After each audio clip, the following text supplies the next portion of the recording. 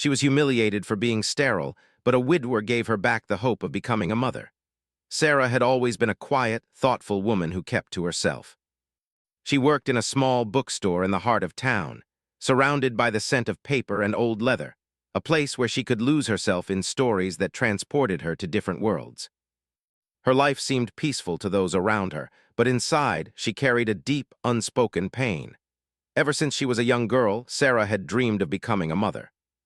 She had watched other girls grow up, fall in love, and start their families, and she imagined herself doing the same. She pictured the warmth of a child's hug, the joy of watching her little one grow, and the bond that only a mother and child could share. But as the years passed, Sarah's dream began to feel more like a distant fantasy. It wasn't that she didn't try. Sarah had always been a dedicated woman, and when she met her husband, Tom, she believed her dream of motherhood was finally coming true. They had planned to start a family right away, full of excitement about the future and the children they would raise together. But after months of trying and waiting, nothing happened. At first, Sarah thought it was just a matter of time. They were young, after all, and the doctors assured them that everything was fine. It would happen, they said, just be patient. But as the months turned into years, Sarah couldn't shake the feeling that something was wrong. She went for tests, and it was then that she learned the painful truth. She was sterile. The news hit her like a storm. The dream she had carried with her for so long, the dream of being a mother, was suddenly shattered. There was no explanation, no reason why. It was just a part of her biology that she had no control over. Sarah felt as if the ground had been pulled from beneath her. Tom, being the kind and supportive man he was, did his best to comfort her. He told her that they could still adopt, that there were other ways to become parents. But Sarah couldn't help feeling like a failure. She had always believed that being a mother was something natural, something that would just happen when the time was right. The thought of not being able to have a child of her own, of not being able to carry life inside her, was almost too much to bear. The months after the diagnosis were some of the hardest of Sarah's life. She couldn't stop thinking about what she had lost. Everywhere she went, she saw women with their children, their lives seemingly perfect. Sarah would smile and wave at them, but inside, a sharp ache grew deeper with each passing day. She began to avoid certain places, avoiding friends who had children, afraid of what their happy families might remind her of. She didn't want to explain her pain to anyone, not even her closest friends. It felt too personal, too raw. The pain of not being able to conceive was not only emotional but also social. Sarah's friends, though supportive, didn't fully understand. They would offer comforting words like, "You can always adopt," or "It'll happen for you, just wait." But those words, though meant kindly, often stung. They didn't know what it felt like to have a dream so close to you, only to have it slip away without warning. It wasn't that Sarah didn't want to adopt. She had considered it many times, but it didn't feel the same. There was a part of her that longed for the experience of carrying a child, of feeling those first kicks, of holding her baby for the first time. Sarah didn't want to be a burden to her friends, so she kept to herself. She started spending more time alone, reading or going on long walks through the town, watching the seasons change without really experiencing them. Her once bright eyes now seemed distant, lost in thoughts of what could have been. She stopped attending family gatherings, afraid of the questions about when she would start her own family. The pitying looks and the awkward silence that followed each question only made her feel worse. It felt as though everyone around her was reminding her of something she couldn't change, something she couldn't fix. One evening, while Sarah was out walking, she passed a family with small children playing in the park. The sight of their laughter, their innocence, struck her deeply. She smiled as she watched the kids run around, but deep down, the emptiness inside her grew. She wanted that. She wanted to be the one cheering for her child, helping them learn how to ride a bike, watching them grow and discover the world. She wanted to be there for all the milestones that other parents got to experience. As Sarah walked home that night, she felt the familiar weight of loneliness settling on her shoulders. It was a loneliness that had nothing to do with being alone. It was the kind of loneliness that comes from an unfulfilled dream, from a hope that never came true. She couldn't even talk to Tom about it anymore. He had been so patient, so understanding, but Sarah could see the sadness in his eyes, too. She knew that he wanted children as much as she did, and it broke her heart to know that there was nothing they could do to change their situation. Sarah's world felt small, confined to the walls of her house, the bookstore, and the quiet streets of her town. She began to wonder if she would ever be happy again. Every time she tried to imagine a future, it was filled with emptiness. She had tried so hard to hold on to the hope that one day she would become a mother, but now it felt like that hope was slipping further away, leaving her with nothing but a hollow ache in her chest. At times, she even considered leaving her town. Maybe a fresh start, somewhere far away, could help her heal. She thought about moving to a larger city where no one knew her story, where she wouldn't have to explain why she didn't have children. She dreamed of starting over, of leaving behind the well-meaning but hurtful comments, the pitiful looks, and the ever-present reminder of what she couldn't have. But no matter how far she thought about going, the pain followed her. It wasn't just about the town or the people. It was about her own body, the constant reminder that something was missing. And yet, there was a part of Sarah that wasn't ready to give up. Despite everything, despite the doubts and the pain, there was a flicker of hope that still lingered in the back of her mind. She didn't know what the future held, but she couldn't help but wonder if somehow, somewhere, there was still a chance for her to become the mother she had always wanted to be. It was a small hope, but it was there. And for the first time in a long while, Sarah allowed herself to believe that maybe, just maybe, she could still have the family she had always dreamed of. Sarah's life had taken on a quiet rhythm, one that she had become accustomed to, though. It wasn't one she ever imagined she would have. The days passed like clockwork, each one blending into the next, much like the pages of a book she read over and over, hoping for a change, but knowing deep down that it wasn't likely. She went to work at the bookstore, where the quiet comfort of the shelves and the smell of paper made her feel as if she was part of something bigger. But as soon as she stepped out of the store and into the world outside, the silence of her own life returned. It wasn't that Sarah didn't try to keep her spirits up. She put on a brave face when people asked how she was doing, answering with a smile that didn't quite reach her eyes. She would tell people that things were fine, that she was happy, and that everything was going well, but in truth, her heart was a different story. The deep longing for a family, for children of her own, had not gone away. If anything, it had grown stronger with time, as if every moment without it was a reminder of what she was missing. She had always believed that time would heal her pain, but as the years passed, the wound only seemed to grow deeper. It wasn't that she was angry or resentful, but there was a quiet sadness that followed her everywhere. Sarah had come to terms with the fact that she would never experience the joy of carrying a child, of feeling the life growing inside her, of becoming a mother in the way she had always imagined. But what she hadn't prepared for was how much harder it would be to live in a world where everyone else seemed to have what she wanted most. It seemed like everywhere she looked, there were families, mothers and fathers with their children, laughing, playing, enjoying the simple moments of life. It was as if the world had conspired to remind her of what she couldn't have. At the grocery store, at the park, even at the coffee shop, it felt as though motherhood was all around her, mocking her from the sidelines. She would see a mother with her child, and for a brief moment, the world would feel too heavy to bear. A rush of emotions would flood over her, jealousy, longing, sadness, and then, just as quickly, she would push those feelings aside, pretending they didn't exist. She couldn't let anyone see the truth of what she was feeling. To do so would be too painful, not just for her, but for those around her, too. Her friends, though well-meaning, had started to give her advice, trying to comfort her in the best way they knew how. They would tell her to keep trying, to stay positive, to adopt, or to look into other options. And while she appreciated their concern, their words often felt like a burden. It wasn't that Sarah didn't want to adopt. She had considered it many times, but the idea of it never felt the same as having a child of her own. The longing for a child with her own blood, to carry a piece of herself, never went away, no matter how much she tried to convince herself that adoption could fill that void. Sarah had stopped going to family gatherings because of the constant questions. She dreaded the inevitable, "When are you going to have children?" Or, "Why don't you start a family?" It was never meant to be cruel, but the pain of hearing those questions was too much. Every time they came, Sarah's heart would sink a little lower. She knew her family didn't mean to hurt her, but it was hard to explain to them how deeply the question cut. It wasn't just a casual inquiry. It was a reminder of her failure, a failure that no one could understand. She would smile and answer with something like, "Maybe someday," but deep down, she knew that someday wasn't coming.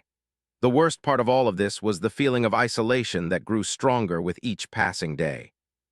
It wasn't just the loneliness of not having a child. It was the loneliness of having to live in a world that didn't understand. Sarah felt as though she was living on the outside, looking in on a life she could never have. The walls of her house felt tighter each day, and the space between her and the rest of the world seemed to widen. She had no one to talk to about the pain she carried with her. Tom, though loving and supportive, didn't know what to say to ease her heartache. They had both learned to live in the quiet sadness of their situation, but the silence between them was becoming unbearable. Sarah tried to keep herself busy, throwing herself into her work and other activities, hoping that something would take her mind off the emptiness. She would spend long hours at the bookstore, organizing books, dusting shelves, and helping customers find the perfect read. Sometimes, in the late hours of the evening when the store was empty, Sarah would sit by the window and look out at the darkening sky. She would watch the stars twinkle, but instead of feeling peaceful, she would feel even more alone. It was as if the stars, too, were distant and unreachable, much like the life she had always wanted. Her thoughts often turned to the idea of leaving. Sarah had started to wonder if a change of scenery might help her heal. She thought about moving to a bigger city where no one knew her story. She imagined starting over, creating a new life in a place where the constant reminders of what she couldn't have wouldn't be so overwhelming. But then she thought about Tom, and she knew she couldn't leave him behind. He had been her rock, the one person who had always stood by her, even when she couldn't understand her own feelings.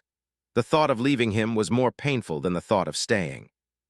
So instead of leaving, she simply withdrew, choosing to keep her heart guarded, afraid of what might happen if she let it open again. One afternoon, after a particularly difficult day, Sarah went for a walk through the town.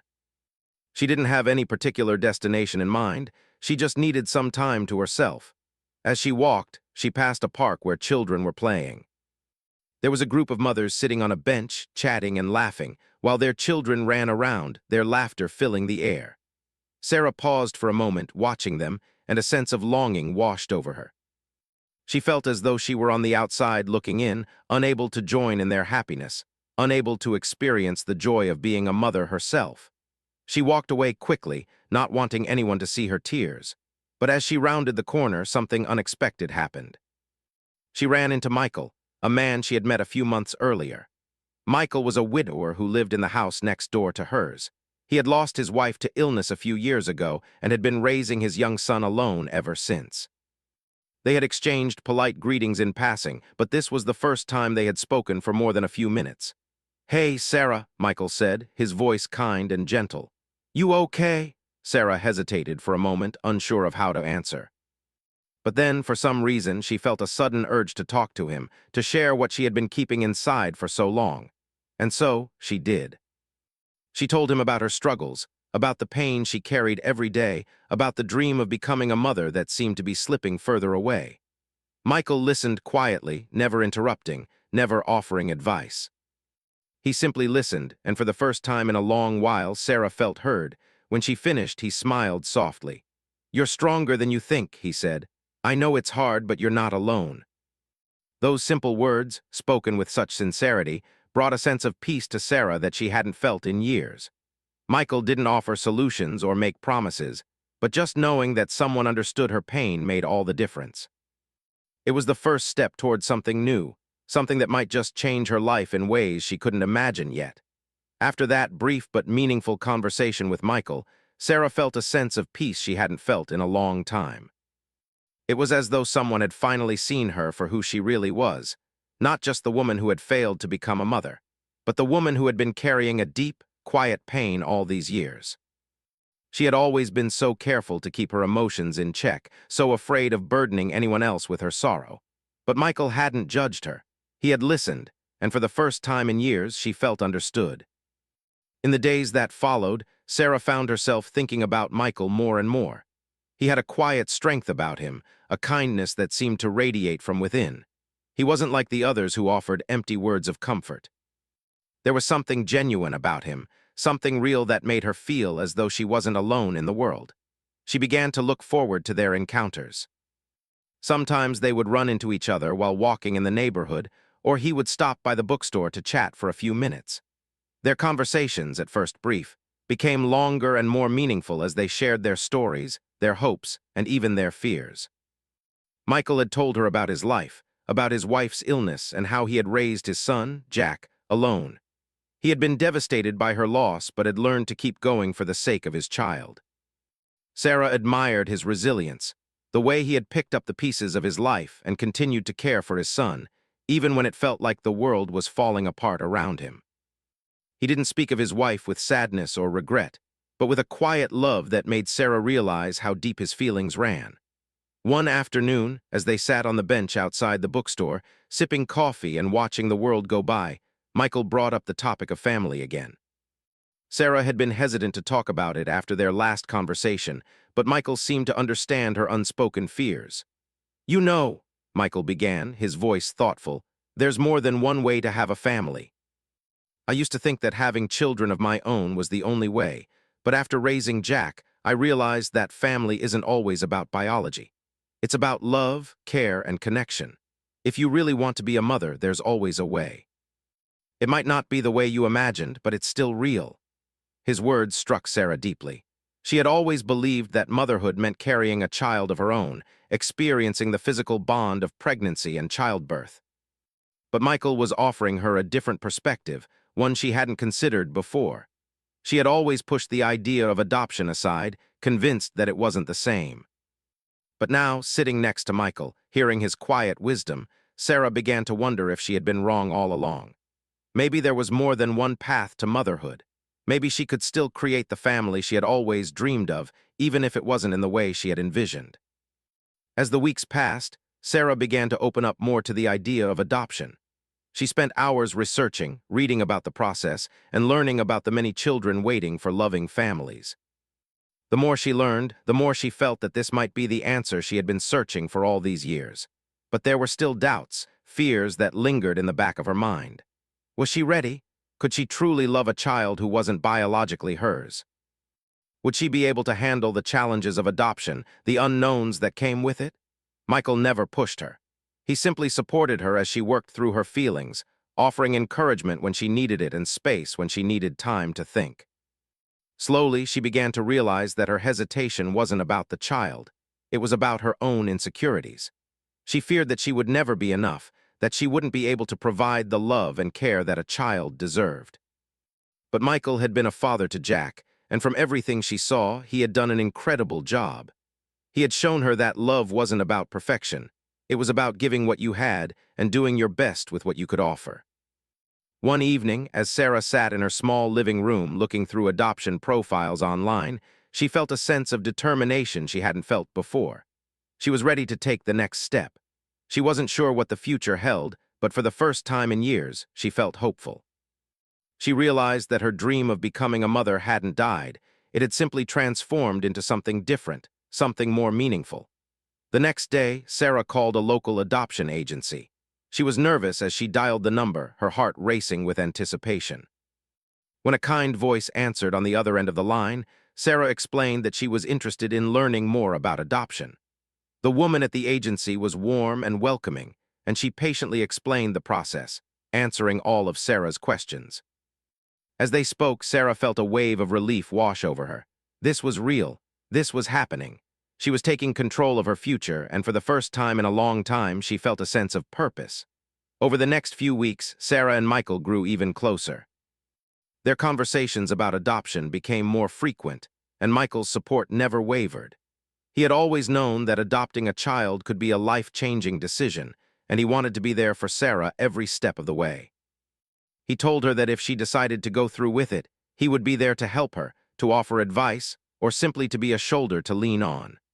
Sarah knew that Michael had his own experiences with fatherhood, but there was something special about the way he spoke about it. He didn't just talk about the challenges or the hardships. He spoke about the joys, the rewards of seeing his child grow and thrive. His love for Jack was clear in every word he spoke, and it made Sarah believe that love wasn't limited by blood. She realized that she could offer that same love to a child, even if they didn't share the same genes. One evening, as Sarah sat alone in her living room, looking over the paperwork for her adoption application, she felt a sudden sense of clarity. The doubts that had plagued her for so long were beginning to fade. She was ready. She was ready to start this journey, to become the mother she had always wanted to be. It wasn't going to be easy, and there would be challenges along the way, but Sarah knew in her heart that it was the right path. She wasn't giving up on her dream of motherhood. She was simply choosing a different way to make it come true. As she prepared to submit her application, Sarah couldn't help but feel a deep sense of gratitude toward Michael. He had given her more than just hope.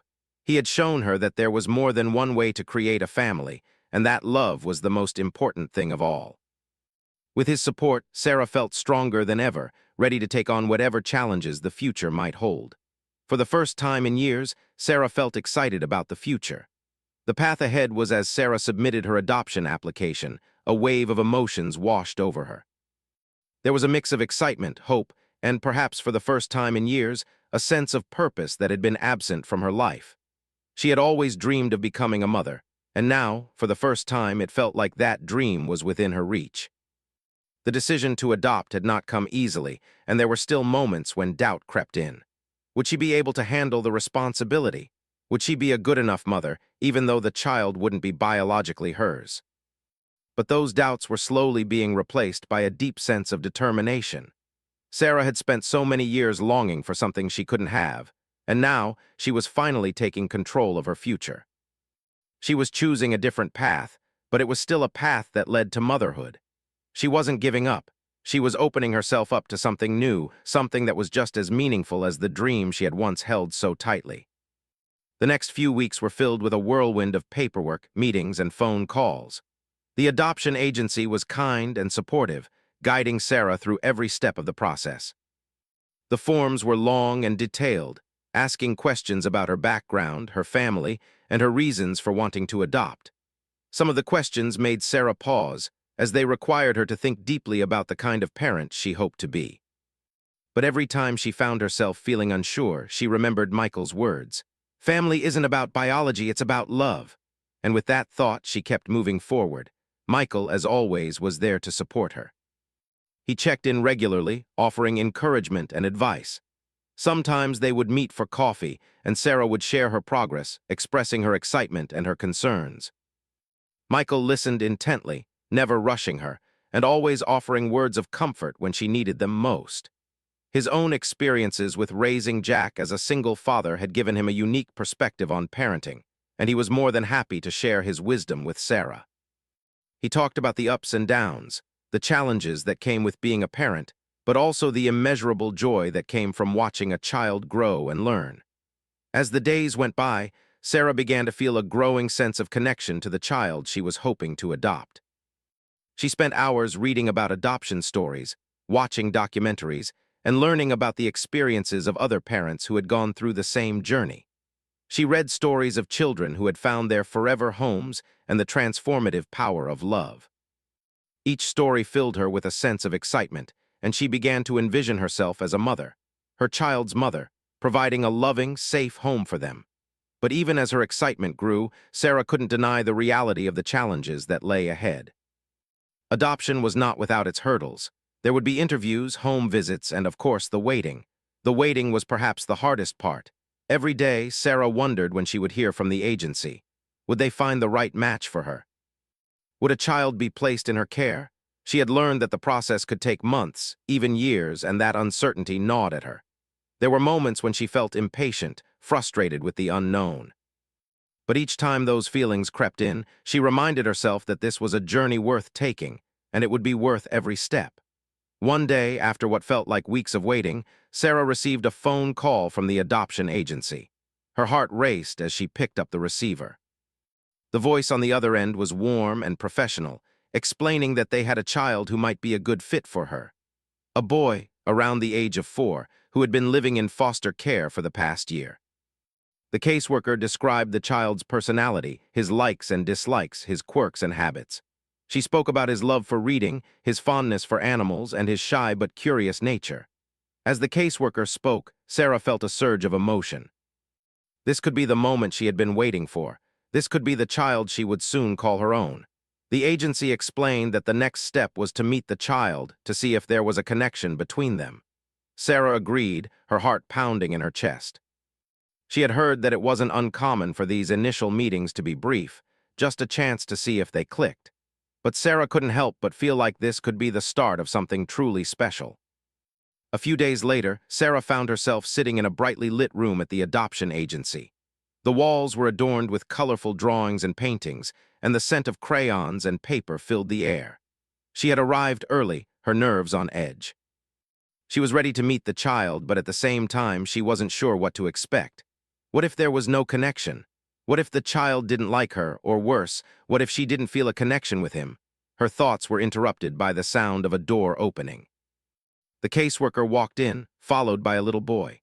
He was small for his age, with dark hair and big brown eyes that seemed to take in everything around him. He wore a shy smile as he looked at Sarah, clearly unsure of what to make of the situation. The caseworker introduced them, and Sarah smiled warmly, kneeling down to his level to make him feel more comfortable. "Hi there," she said softly, her voice gentle. "My name is Sarah. What's your name?" The boy hesitated for a moment before answering in a soft voice, "I'm Noah." Sarah's heart melted as she heard his name. It was simple, yet it felt right. She could feel a connection starting to form, a spark of something she hadn't realized she was looking for. She extended her hand, and Noah reached out, his small fingers brushing against hers. The contact was brief, but it was enough to create a sense of warmth in Sarah's chest. They spent the next hour playing together. At first, Noah was hesitant, unsure of how to interact. But as they began to read a book together, his shyness started to fade. Sarah could see the curiosity in his eyes, the eagerness to learn, and the gentle spirit he carried with him. He told her about his favorite animals and the games he liked to play. As the conversation flowed, Sarah couldn't help but feel a deep sense of love for this little boy she had just met. It was as if, in that moment, her dreams of becoming a mother had come true. After the meeting, the caseworker explained that Noah had been through a lot in his young life.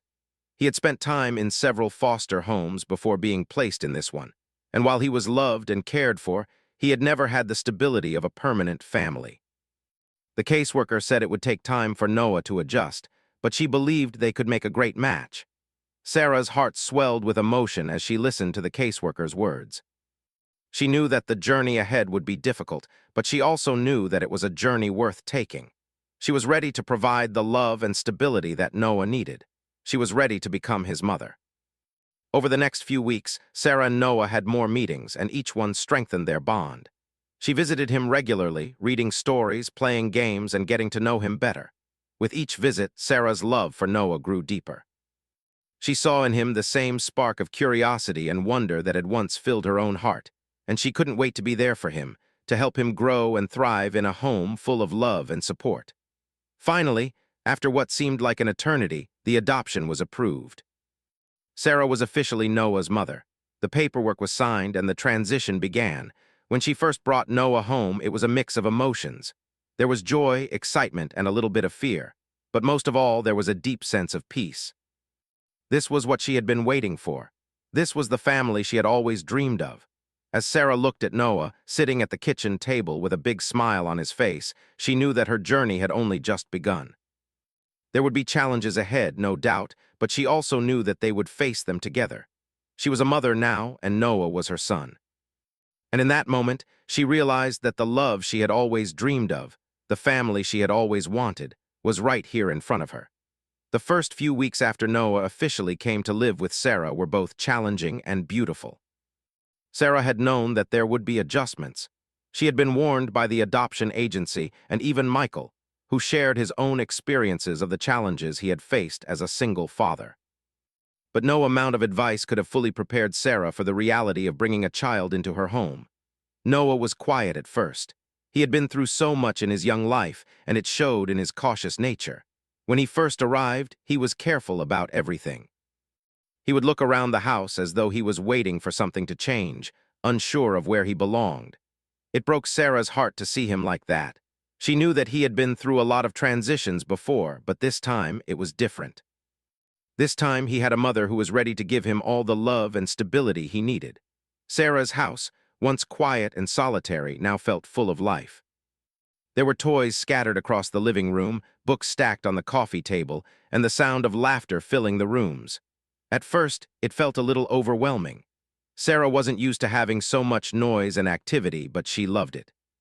She loved watching Noah discover things for the first time, like the sound of birds outside the window or the taste of chocolate pudding for the first time.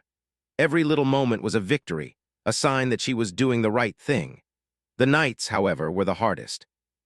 Noah had trouble sleeping at first. He would wake up in the middle of the night, often crying out for no reason, as if something inside him was still unsure, still haunted by the uncertainty of his past. Sarah would go to his room and sit by his bed, gently rubbing his back until he calmed down. It was during these quiet moments that Sarah felt the weight of motherhood in a way she hadn't expected. She wasn't just responsible for Noah's physical well-being, she was responsible for his emotional healing as well. And though it was exhausting, it was also deeply fulfilling. Over time, Noah began to adjust to his new life with Sarah. He started to trust her more, slowly opening up and showing her glimpses of his true personality. At first, he was reserved, not saying much, but Sarah could see the curiosity in his eyes. He would ask her questions about everything, from the way the flowers in the garden bloomed to the way her coffee smelled in the morning. Every day, they learned more about each other, and the bond between them grew stronger. Sarah felt the change in herself, too. She had always known that becoming a mother would be life-changing, but she hadn't realized just how much it would transform her. She found herself more patient, more understanding, and more aware of the little things. Every day, she woke up with a sense of purpose, knowing that Noah needed her, and that she needed him just as much. The love that had once been a quiet dream in her heart now had a face, a name, and a presence that filled her life in ways she never imagined. One afternoon, as they sat in the backyard together, Noah turned to her and asked a question that made Sarah's heart swell with emotion. "Are you my mommy now?" he asked, his voice small but hopeful. Sarah paused for a moment, her heart aching with the weight of the question. She had been Noah's mother in so many ways since the day he arrived, but hearing him say those words out loud made it feel even more real. She smiled gently and nodded. "Yes, Noah," she said softly. "I am your mommy, and I will always be here for you." Noah's face lit up with a smile, and in that moment, Sarah knew that they had both found something truly special. She wasn't just a woman who had dreamed of becoming a mother. She was now a mother, and Noah was her son. The bond they shared, though still new, was already filled with love and trust. And though there would be many challenges ahead, Sarah knew that together they would face them. The days continued to pass, and with each one, Noah grew more comfortable in his new home. He began to show more of his personality, his sense of humor, his curiosity, and his sweetness. Sarah found herself laughing more than she ever had before, as Noah would do something funny or ask a question that was so innocent, yet so thoughtful. She realized that being a mother wasn't just about providing for a child's needs. It was about sharing in the joy of their discoveries, watching them grow, and learning from them in ways that only a parent could. One afternoon, Sarah took Noah to the park. It was a beautiful day, with the sun shining brightly and the sky clear and blue. As they walked toward the swings, Noah looked up at her with a grin on his face. "Can I swing really high, Mommy?" he asked, his eyes shining with excitement. Sarah laughed and nodded. "Of course, Noah, go ahead." She pushed him gently on the swing, watching as he soared higher and higher into the air, his laughter filling the park. For a moment, Sarah stood there, feeling a deep sense of gratitude. This was what she had always wanted, this moment of pure joy, this connection with her child. She wasn't just watching him play, she was sharing in his happiness, feeling the warmth of his smile and the joy of his laughter in her heart. As they played, Sarah reflected on how far they had come in such a short time. When Noah first arrived, they were strangers to each other, each of them carrying their own fears and doubts. But now, they were a family. Sarah had become the mother she had always dreamed of being, and Noah had found a safe and loving home. The following weeks brought even more changes. Noah started school, and though Sarah was nervous at first, she was proud of how well he adjusted. He made friends, learned new things, and became more confident with each passing day. Sarah remained a constant presence in his life, attending parent-teacher conferences, helping with homework, and cheering him on at every milestone. But it wasn't just about the big moments, it was about the quiet ones too. The small moments they shared together, like reading bedtime stories or cooking dinner, were just as important as any big event. Through it all, Michael remained a steady presence in Sarah's life. He had been a support from the very beginning, and now, As Sarah navigated her new life as a mother, he continued to be a source of encouragement and guidance. They would often meet for coffee, talking about the ups and downs of parenting and sharing advice. Michael had always been there for her, but now he had become a part of their little family, offering his support in ways that Sarah couldn't have imagined before. One evening, as they sat together in the living room, Michael said something that made Sarah stop and think. "You know, Sarah," he said, "you're doing an amazing job. You've created a home for Noah, a place where he feels loved and safe. I'm proud of you." Sarah smiled, grateful for his kind words. "Thank you, Michael. It hasn't been easy, but it's been worth it." The truth was, she had never felt more fulfilled. Becoming a mother had been a long, difficult journey, but it had led her to the most important thing in her life, Noah. She had found her purpose, and it was a purpose that filled her heart every single day. As Sarah sat there watching Noah play with his toys in the next room, she realized that the future was bright. There were still many challenges ahead. Parenting was never easy, and there would be moments of doubt and difficulty. But Sarah knew, without a doubt, that she was ready to face them all. She had found her family, and together they would build a life full of love, joy, and hope.